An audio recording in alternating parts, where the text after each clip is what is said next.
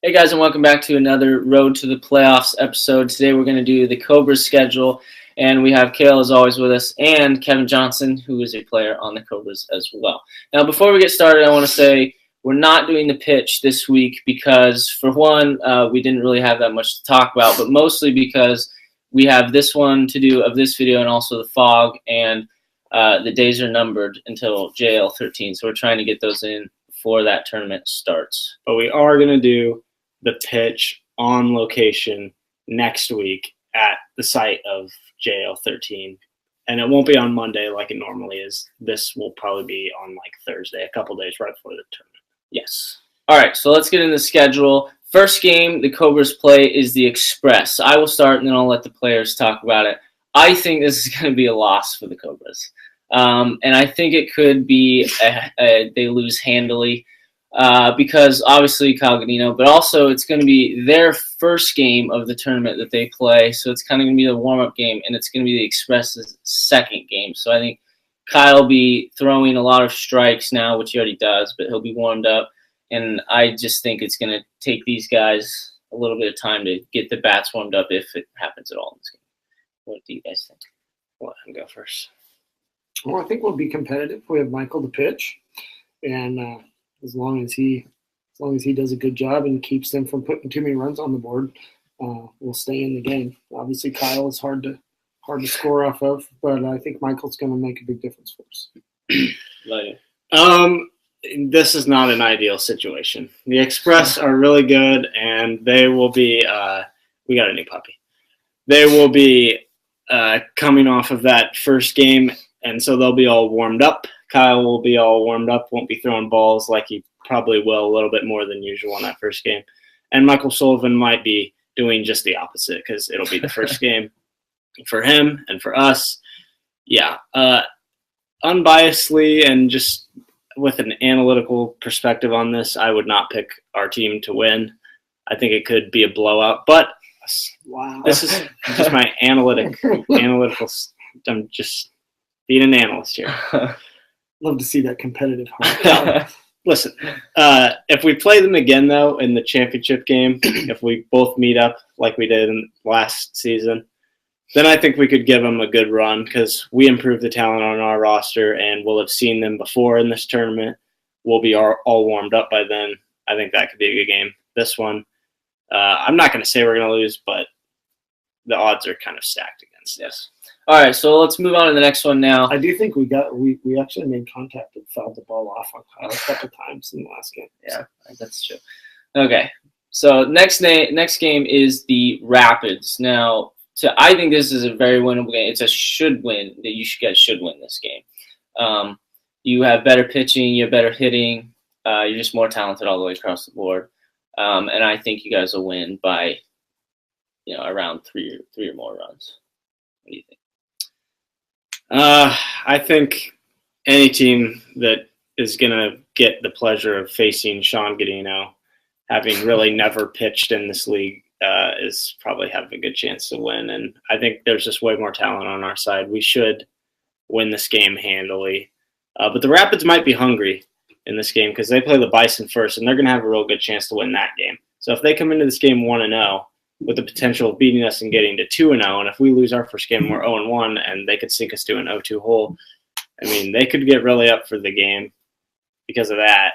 But either way, we should win this game. We're the better team. I think anybody that we play when Kyle's not pitching, we have a good chance. We have consistent bats and pretty consistently drive in runs, and so as long as we're not walking people and pitching, I think we're going to be in the game for sure. Yeah, I agree. All right, move on to the last one now, which is, to me, it's actually your guys' most winnable game, I think, and it's the underdogs. And the reason for that is because you guys have proven that you can hit good pitching anyways, and I think that this team has the least ability to keep up with your guys' bats in terms of scoring runs. So that's why I think this is your most winnable game. I think you should win and win handily. What's your guys' take? Well, I mean, any game can be, somebody gets hot pitching, then, it can be a competitive game. But again, I think we we have consistent bats, and I think Michael will make a big difference pitching for us. I think the teams that give us the most trouble are going to be teams that have dominant pitching. So if you're facing Kyle, or if you're facing Jordan, those are the two guys that have given us the most trouble. Yeah, I think if you go back and look at when we matched up with that team, now I know that underdogs have a lot different roster now than they did last tournament, but they're going to have the same starting pitcher in Adam. And I think, if I remember right, I'll need to look this up for sure, but I think we put up like 14 or 15 runs on them. So that doesn't look well for them. But one thing that would be a little concerning is if we are, probably have a playoff spot locked up by then, that game, and are just kind of looking towards the playoffs. Not saying would do this, but maybe Sullivan isn't completely zoned in for this game. Yeah, he's playing against his girlfriend Macy, and isn't totally got the right mindset for it. It could be a little bit of a trap game, but we should take care of business in this one. I would say that just from an unbiased standpoint, Cobras should be 2-1. In the regular season. Yeah. So moving on into the playoffs now, obviously if they're 2-1, they're probably, and we all think that they're going to be the number 1 seed, so they would get the bye. And then here's the question: is in the playoffs, is there any one of those teams who can really give you guys a run for your money in the playoffs? In the National Conference? Yes. Not in a playoff game. No. Not in a playoff game. No. Not when we're facing elimination and it's do or die at that point. The other teams in the conference just don't have – and I'm not just saying this because this is my team, but if you just look at the rosters, the talent is way better than the other 4 teams. Yeah. Don't you think? I mean, we always have Kale to come in with the Bugs Bunny slow ball if in doubt as well. So. Well, I mean, we got to the championship last tournament, and our roster only got better. In fact, it got a lot better.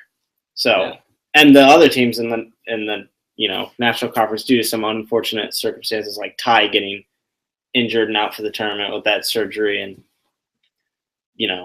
they were the team that was going to be competing with us for this, and they lost him. So it's like it was here and now it's here. Yeah, I mean any one of those teams could be the team that is playing in that game. So, and I mean you will be the heavy favorites in that game no matter who you play. So here's the big question. And we'll leave this for you because you're really the only one that isn't going to be playing. Okay. Can the Cobras win the championship? Yeah, I think so.